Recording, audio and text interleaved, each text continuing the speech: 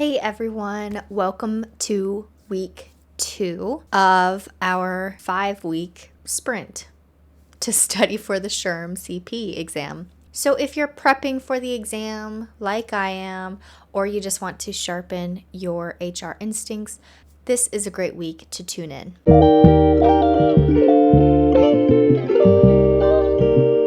This week is all about behavioral competencies, those essential people skills that set HR apart as a strategic partner, not just as an administrative function. So SHRM breaks these down into 3 big clusters.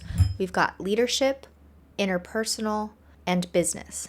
And understanding how they show up in real-life HR work is key to passing the test and to thriving in this role. Our goal this week is to really understand what each of these competencies looks like in practice.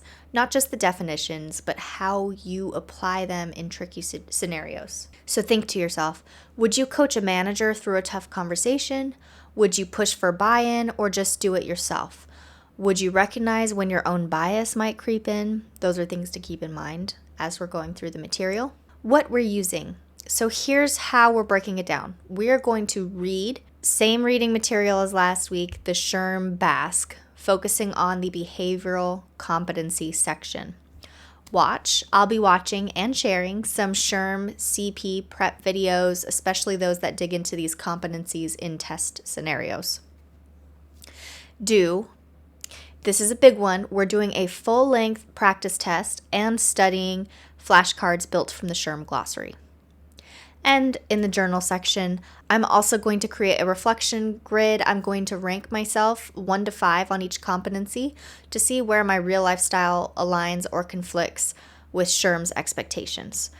This is one of my favorite parts. What I'm really starting to see, especially from the videos I watched last week, is that SHRM test writers are looking for strategic aligned HR thinking. So even if your gut says, I would just fix the issue, the best answer might be coaching the manager to handle it. This week is all about rewiring some of those instincts and building fluency with the exam logic. I'll be releasing 5 videos this week. This is the first one, the intro you're watching now.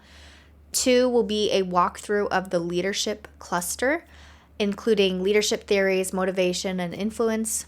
Then we're going to be hopping into the interpersonal cluster, things like relationship management, bias, inclusion, global mindset. And then we do the business cluster, business acumen, analytical thinking, consultation, which is trickier than it sounds, and a weekly summary video to recap what I learned, what I struggled with, and where I'm going next. Keep in mind that the videos that I'm going to be putting out on the leadership, interpersonal, and business cluster are going to be aimed at the areas that I need to work on the most. However, if you find them useful and you'd like me to do an even more thorough deep dive into them in the future, I would be happy to do that. I will put any resources that I use throughout this week in the description below. And now it is your turn. So if you want to follow along or just check in with your own prep, I'd love to hear which competency do you feel strongest in? Which one surprises you or challenges you the most? And are you finding your instincts align with SHRM's logic? All right, so let's get into it. Behavioral competencies are what make great HR professionals, great leaders, and that's exactly what we're aiming for. See you in the next video where we'll tackle the leadership cluster first. All right, bye.